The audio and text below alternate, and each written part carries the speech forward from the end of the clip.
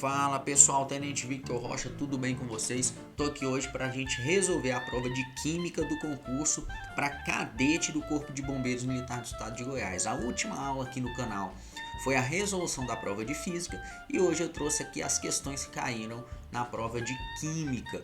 Se você não tem essa provinha, eu vou deixar aqui na descrição do vídeo o link para você baixar, tá? A provinha do tipo 4 para você acompanhar na sequência que eu apresento aqui, certinho? E antes de mais nada, não se esqueça de se inscrever no canal, dar seu like e compartilhar se possível, porque muitas outras pessoas podem estar precisando desse tipo de conhecimento, desse tipo de informação. Você pode me ajudar a chegar até essas pessoas, certinho? Conto com seu apoio, vamos para a aula.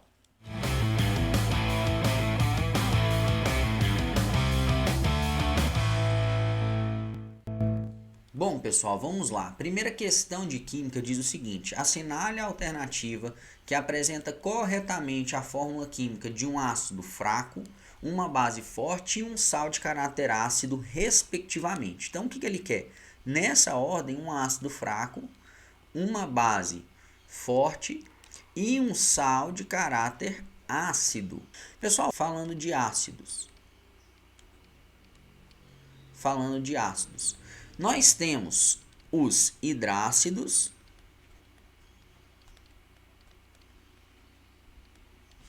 e nós temos os oxiácidos, ok?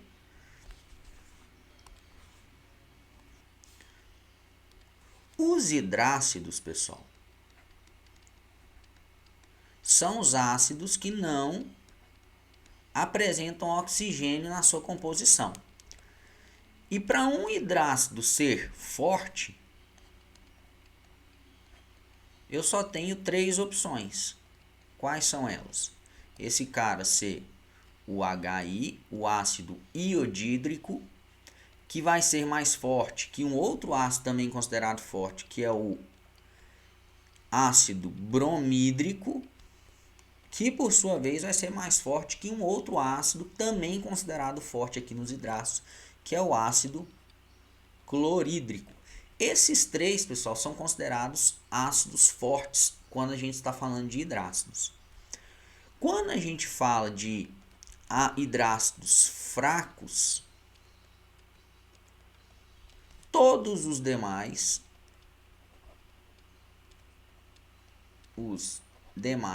serão considerados ácidos fracos, falando em hidrácidos, né?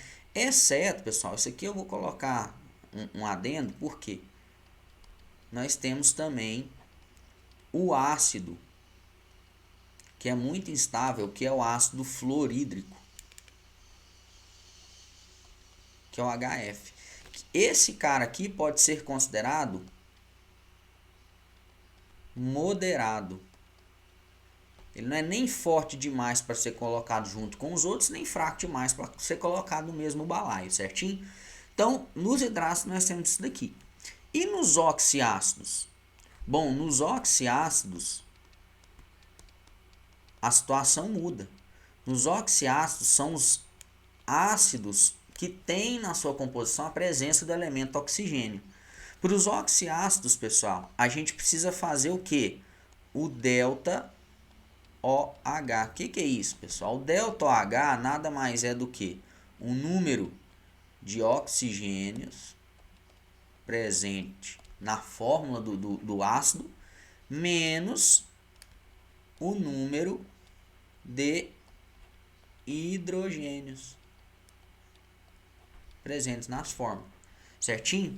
Se esse delta OH for maior ou igual a 2, nós dizemos que esse oxiácido é forte.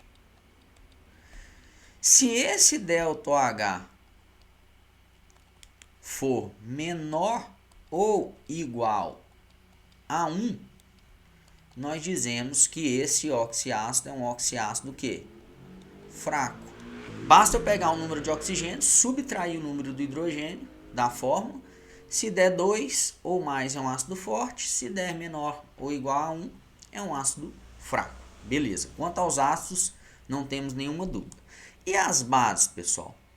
As bases, quando a gente fala da força das bases, as bases a gente tem que lembrar o seguinte: enquanto o ácido toda espécie que em fase aquosa libera íons H+, no caso das bases, a gente vai estar liberando em fase aquosa o íon OH-, tá bom? Dentre as várias teorias que a gente tem para explicar os ácidos e bases, essa aqui é a mais simples delas, né? Tá, Vitor. E com relação à força das bases? Pessoal, bases fortes são todas as bases formadas por metais da família 1A e família 2A, exceto o hidróxido de magnésio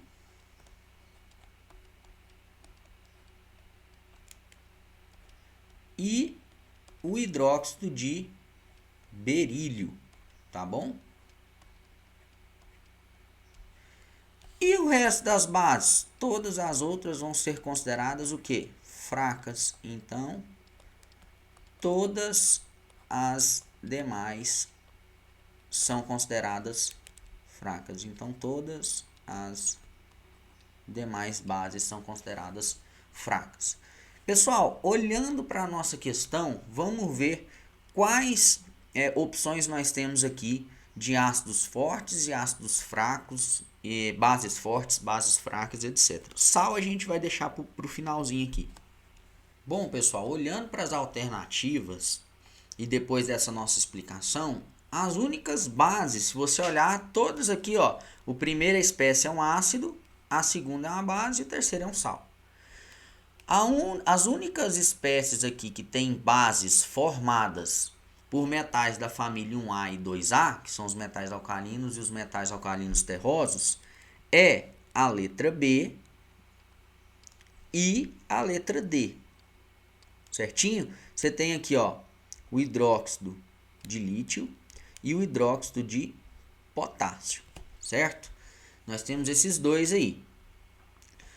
Basta agora a gente verificar a questão dos ácidos. Vamos dar uma olhada? É uma dessas duas as respostas, já que as outras todas são formadas por elementos que não estão na família 1A ou 2A, beleza?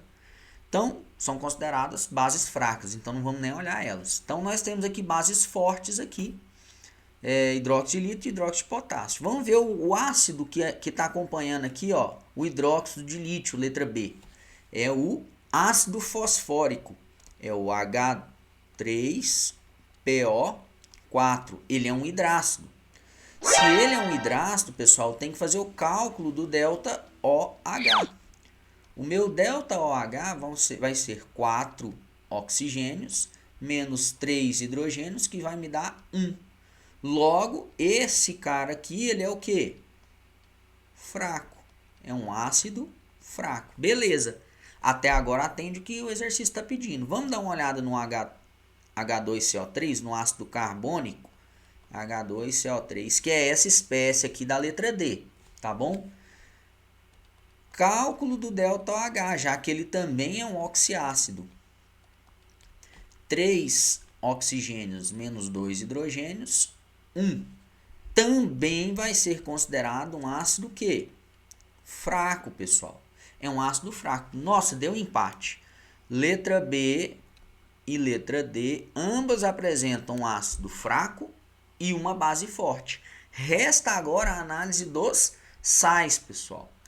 No caso da letra B, o Na2S é chamado sulfeto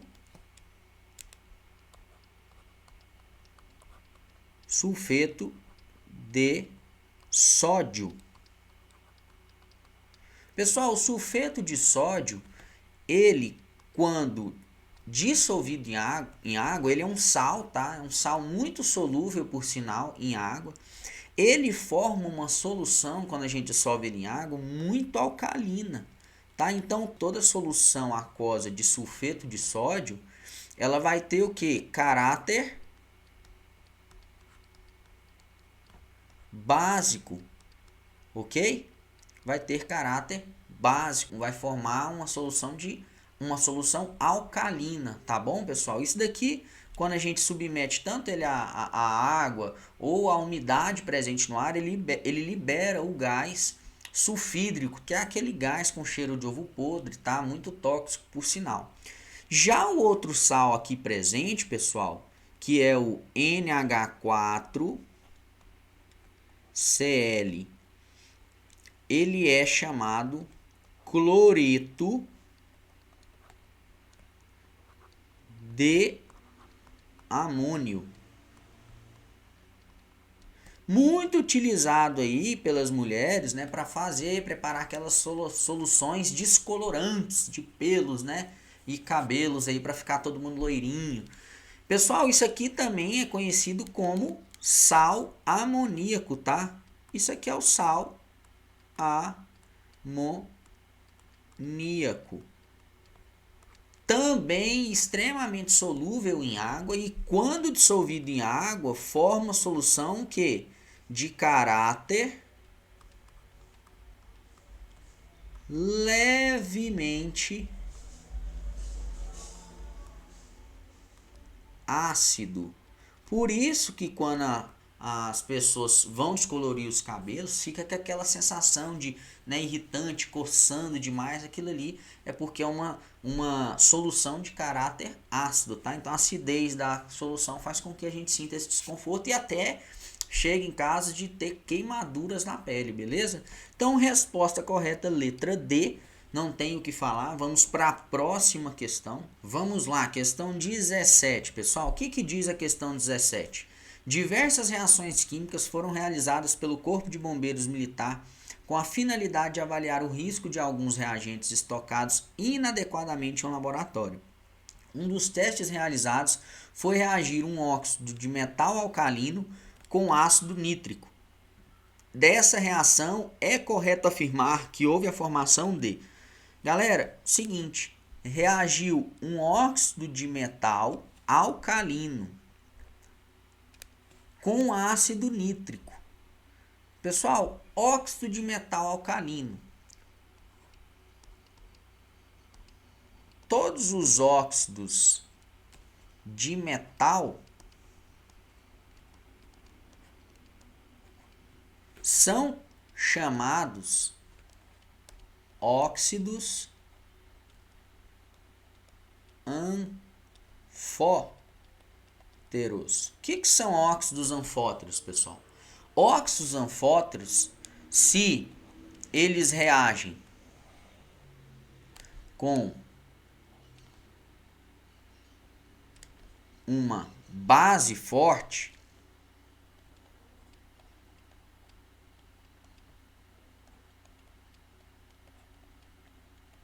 eles vão funcionar como ácido.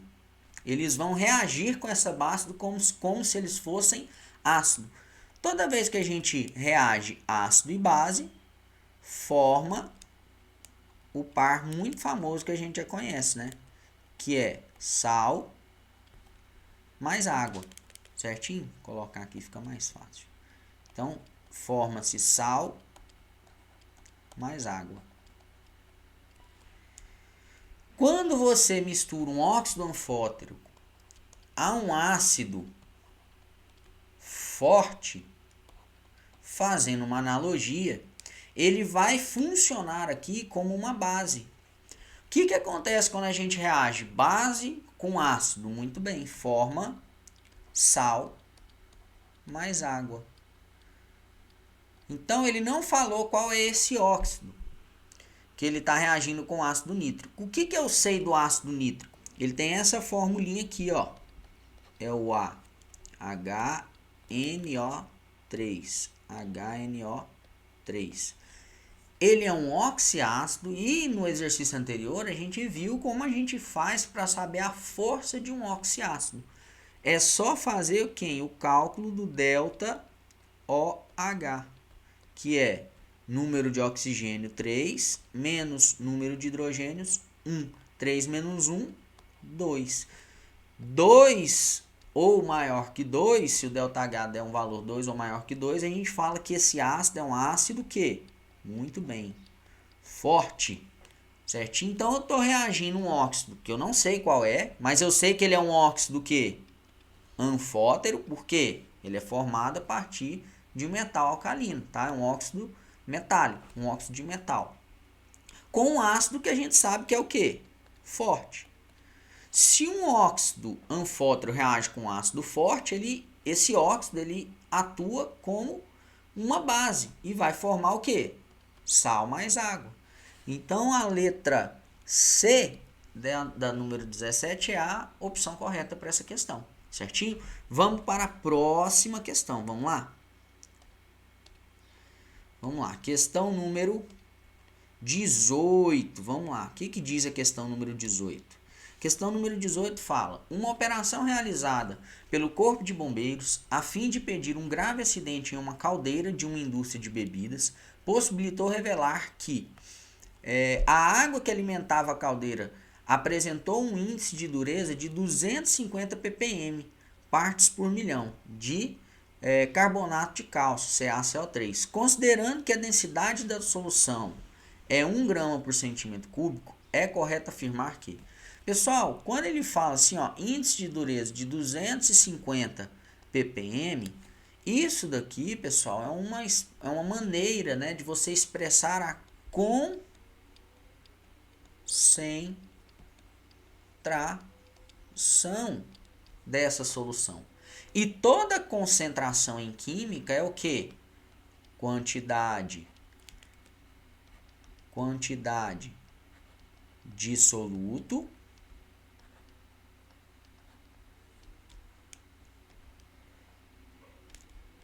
por quantidade de solução.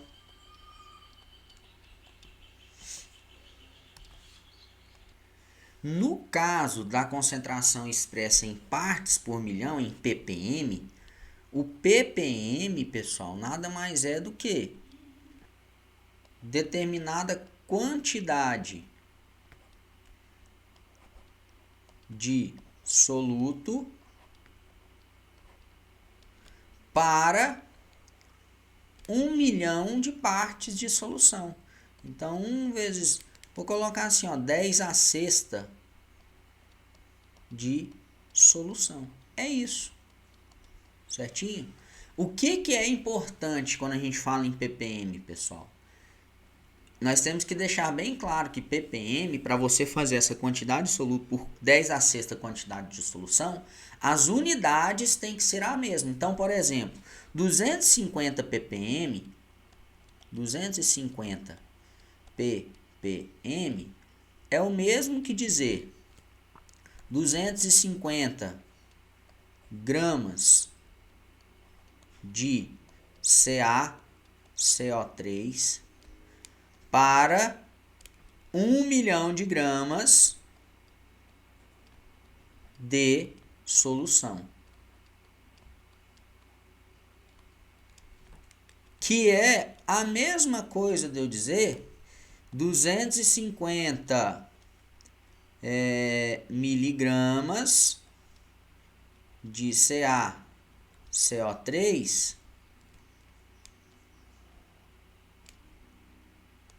10 a sexta miligramas de solução. E assim sucessivamente. Sempre eu vou pegar a quantidade de soluto por 1 milhão de solução. Só que essas unidades elas têm que ser iguais. E é isso que o exercício está me pedindo. Para isso, ele me deu como dado aqui, ó, a densidade da amostra. Ele falou que a densidade da amostra é igual a 1 grama por centímetro cúbico, que a gente sabe que é o mesmo que dizer 1 grama por ml, que é o mesmo que dizer 1 quilograma por litro. Beleza, Vitor? Na letra A diz o seguinte, ó, pessoal, 1 grama de solução, em 1 grama de solução há 250 miligramas de CaCO3. Pessoal, o que a gente tem que olhar é o seguinte, se esse 1 grama representa 10 à sexta, o quê? Miligramas.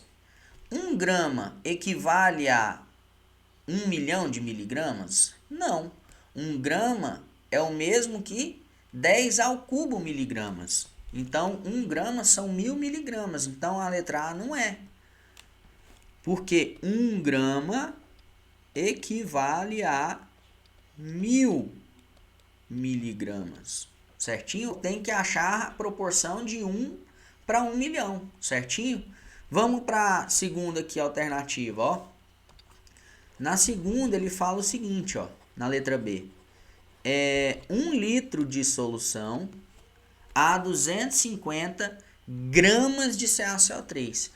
Olha que essa informação aqui da densidade, a gente vai usar ela agora. 1 litro de solução, a gente sabe que tem o quê? 1 quilo, né? Porque olha só, ó, a última unidade que a gente colocou aqui, ó, unidade para grandeza e densidade foi 1 quilo por litro. Ou seja, 1 litro tem 1 quilo.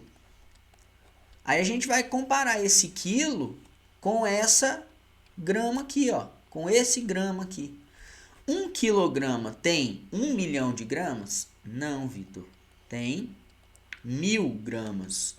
Então a letra B também não é pelo mesmo motivo da letra A. Então vamos lá, ó. Letra C. Em 250 gramas de solução a 1 milhão de gramas de CaCO3. É o contrário, né, pessoal? Se isso aqui tivesse escrito o contrário, a letra C estaria correta, tá? Então, letra A está errada, letra B está errada, letra C também está errada, porque inverteu os conceitos, né? A gente está vendo que é 250 gramas de CaCO3 em 1 milhão de gramas de solução, né? Aqui ele inverteu. Letra D. Em 1 milhão de litros da solução a 250 miligramas de CaCO3. Bom, pessoal, a gente sabe que 1 milhão de litros, olha só, vou até colocar aqui, né? 1 vezes 10 à sexta litros equivale a 1 vezes 10 à sexta quilogramas, certo? E aí ele dá a unidade aqui de soluto, ó, em miligramas. Será que 1 milhão de quilogramas, 1 milhão de quilogramas, nesse tanto aqui, ó, tem 1 milhão de miligramas? Não. Se eu for passar isso aqui para miligrama, olha quanto que vai dar. Vai dar 1 vezes 10 à sexta vezes 10 ao cubo, passei para grama, vezes 10 ao cubo, passei para miligrama. Então, para ser em miligrama, olha só quanto que vai dar. 1 vezes 10 a 12 miligramas. Ou seja, letra D está errada porque ele falou em 1 milhão de litros, a gente sabe que tem 1 milhão de quilos. Em 1 milhão de quilos, nós temos isso daqui em miligrama. Então, letra D também está errada. Por eliminação, é a letra E, mas nós vamos ver aqui por que a letra E, afinal de contas. Por que será? A gente vai verificar se em 1 quilograma nós temos o quê? 1 milhão de miligramas. Muito fácil ver isso daí, pessoal. Ó. 1 quilograma tem 10 ao cubo gramas. E 10 ao cubo gramas, ou seja, cada grama não tem 10 ao cubo miligramas. Então, vezes 10 ao cubo, miligramas. Então, de fato, pessoal, 1 quilograma são 10 à sexta miligramas. Então, a letra E está falando assim, ó, em 1 milhão de miligramas de solução a 250 miligramas de CaCO3. Letra E está corretíssima, né, pessoal? Muito tranquila essa questão. Por eliminação dá, mas você precisa saber essa noção aqui de concentração. Vamos para a próxima questão?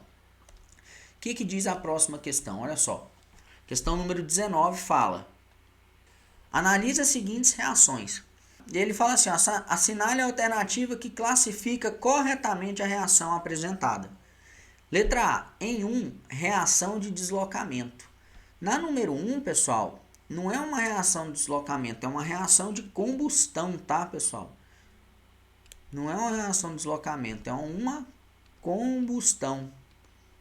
Letra B, em 2, reação de síntese e combustão. Reação de síntese e combustão. Realmente é uma reação de síntese, mas não é uma reação de combustão. Reação de síntese também chamada de adição, tá, pessoal? A gente costuma falar o quê? Síntese ou adição.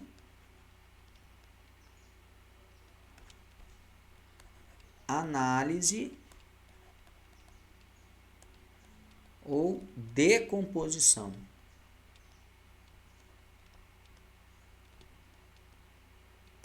Beleza. Letra C. A letra C fala o seguinte: em 4, reação de pirólise e oxirredução.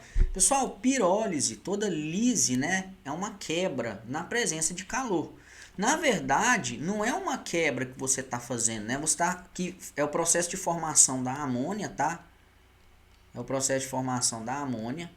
Realmente, a amônia, para ser formada a partir do nitrogênio e do hidrogênio, ela tem que ocorrer sob alta temperatura e pressão, né? Só que não é um processo de quebra, não é uma pirólise, é uma síntese, tá? É uma junção de duas espécies dando uma única espécie, dando uma terceira espécie. Então não é uma quebra. Então não vou nem olhar se é oxirredução, tá? Ela não é uma pirólise. Então vamos para letra D. Em 3, reação de oxirredução. A3 é carbonato de chumbo 2, né? PbCO3, formando aqui o óxido de chumbo mais CO2. Vamos ver como que estão os NOx aqui? Bom, quando você olha o NOx do oxigênio, a gente sabe que é menos 2. Do carbono, mais 4. Então, nós temos aqui de oxigênio, menos 2 vezes 3, menos 6. Mais 4, resta menos 2. Ou seja, o NOx do chumbo é mais 2. Passando para o lado dos produtos, nós temos aqui oxigênio menos 2, carbono mais 4, zerou o NOx aqui do dióxido de carbono. Oxigênio menos 2, chumbo mais 2. Observe que nenhuma espécie oxidou, nem tampouco reduziu. Então, não é uma reação de oxirredução, certinho, pessoal? E por eliminação, mais uma vez, letra E. Mas vamos ver porque a letra E é uma reação de deslocamento e oxirredução. Bom, se você observar a espécie aqui, ó, do cloro, o Cl-, ele sai daqui e se liga com o ferro, formando o cloreto de ferro 2. E aqui, pessoal, é uma reação de oxirredução. Vamos ver por quê, ó. Ferro metálico mais ácido clorídrico. Já vou escrever balanceando aqui, né? Formando o cloreto de ferro mais hidrogênio. Olha só. Ferro metálico, NOx é 0. Cl, menos 1, hidrogênio mais 1. Vamos para o lado dos produtos. Hidrogênio, 0. NOx do hidrogênio aqui, do gás hidrogênio, vai ser 0. Do Cl vai ser menos 1. Menos 1 vezes 2, menos 2. Resta que o NOx do ferro é mais 2. Percebam que o ferro tem o seu NOx o quê? Aumentado. Ele sai de 0 e vai para mais 2. Então, ele é a espécie que oxida. Quem oxida perde elétrons e o NOx aumenta. Vamos ver quem foi que reduziu, pessoal? O hidrogênio é a espécie que reduziu. Olha lá, o NOx dele era mais 1, foi para 0. Ou seja, o NOx diminuiu. Ele é a espécie que reduz, ok? Então, o hidrogênio reduziu e o ferro oxidou. É uma reação de oxo-redução. Em toda reação de oxo-redução, alguém reduz e alguém oxida, tá? Quem oxida é o agente redutor e quem reduz é o agente oxidante, tá, pessoal? Ele poderia ter cobrado isso aqui nessa questão também. Vamos para a última questão, questão de número 20, não é mesmo? A gente tem aqui a questão de número 20 falando o quê?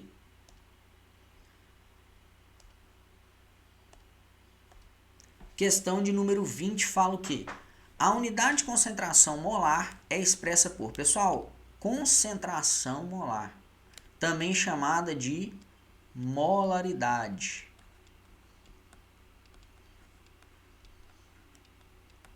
Pessoal, toda concentração, a gente acabou de ver, toda concentração é quantidade de soluto por quantidade de solução.